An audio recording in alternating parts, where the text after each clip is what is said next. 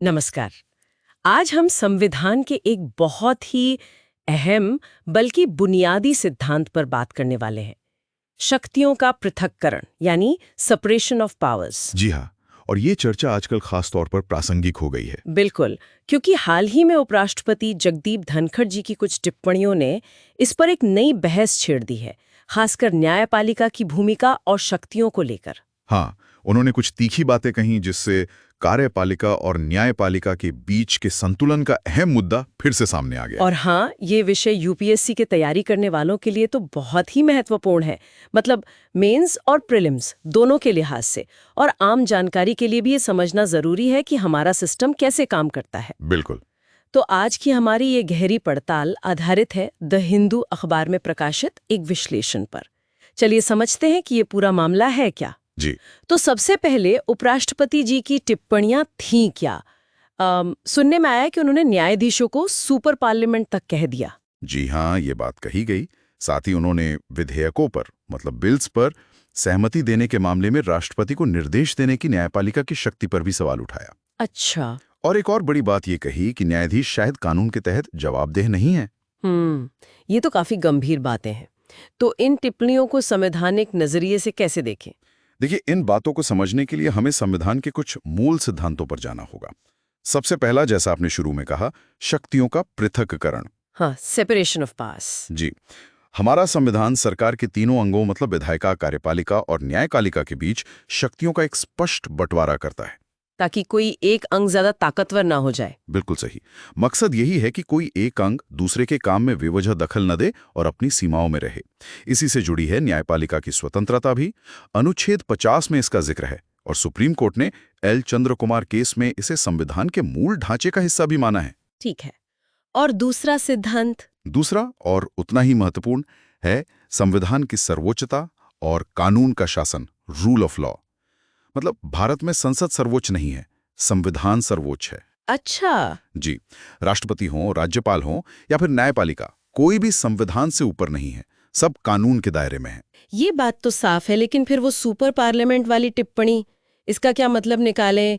क्या न्यायपालिका सच में संसद के अधिकार क्षेत्र में जा रही है? देखिए, सुपर पार्लियामेंट शब्द संवैधानिक लिहाज से सही नहीं है, ये थोड़ा भ्रामक है। संसद का काम है कानून बनाना, ये बिल्कुल सच है। हाँ। लेकिन न्यायपालिका का काम है ये देखना कि वो कानून संविधान के दायरे में है या नहीं। इसे न्यायिक समीक्षा या जुडिशियल रिव्यू कहते हैं। ये संसद की शक्ति छीनना नहीं है, बल्कि ये संविधान की रक्षा करने की जिम्मेदारी है जो न्यायपालिका को दी गई है। एक तरह से ये चेक्स एंड बैलेंसेस का हिस्सा है। अच्छा, मतलब ये संतुलन बनाने की प्रक्रिया है। जी हाँ। और वो जो दूसरी बात उठी थी, राष्ट्रपति या राज्यपाल द्वारा बिलों को मंजूरी देने में देरी और उस पर न्यायपालिका का हस्तक्षेप। हाँ, ये भी एक अहम मुद्दा है। देखिए, राष्ट्रपति हमारे संवैधानिक प्रमुख हैं, अनुच्छेद 52, और उन्हें सामान्य तौर पर मंत्री परिषद की सलाह पर काम करना होता है, अनुच्छेद 74, 78। अब अगर विधायिका ने कोई बिल पास किया और उसे मंजूरी देने में बिना किसी ठोस संवैधानिक कारण के अनुचित देरी हो रही है, तो ये कहीं ना कहीं चुनी हुई सरकार और लोगों की इच्छा, लोकप्रिय संप्रभुता का अनादर है। तो ऐसी स्थिति में न्यायपालिका? ऐसी स्थिति में संवैधानिक व्यवस्था को बनाए रखने के लिए न्यायपालिका हस्तक्षेप कर सकती है। ये लोकप्रिय संप्रभुता की रक्षा के लिए जरूरी हो सकता है। समझ गया।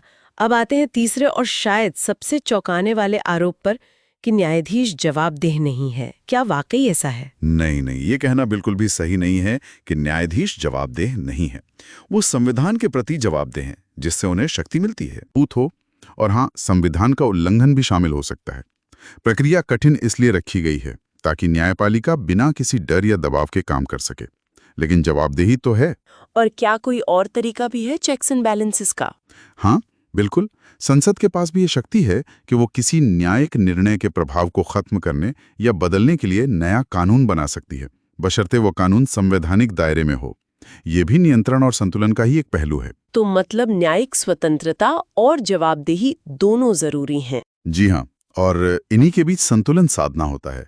सुप्रीम कोर्ट की अनुच्छेद 142 वाली शक्ति भी है, जो उसे पूर्ण न्याय के लिए कोई भी आदेश देने का अधिकार देती है। वो भी इसी संतुलन की मांग करती है। ये कहना कि कानून न्यायाधीशों पर लागू नहीं होता, ये तो हमारे कानून के शासन के मूल सिद्धांत पर ही सवाल उठा देगा। तो कुल मिलाके इस पूरी चर्चा का सार यही निकलता है कि हमारे लोकतंत्र का ढांचा शक्तियों के पृथक्करण, संविधान की सर्वोच्चता और हर अंग की स्वतंत्रता के साथ साथ उसकी जवाबदेही पर टिका है। बिल्कुल।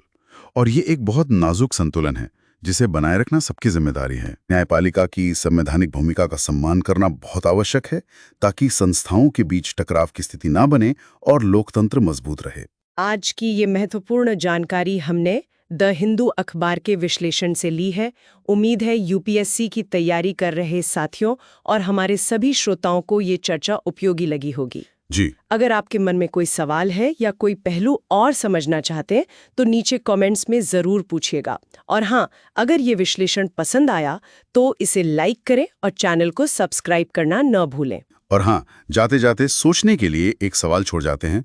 जब संवैधानिक संस्थाओं के बीच संतुलन बनाने की बात आती है तो ये जो स्वतंत्रता और जवाबदेही है, इनके बीच वो सही रेखा, वो लक्ष्मण रेखा कहाँ खींची जानी चाहिए, इस पर विचार जरूर करें।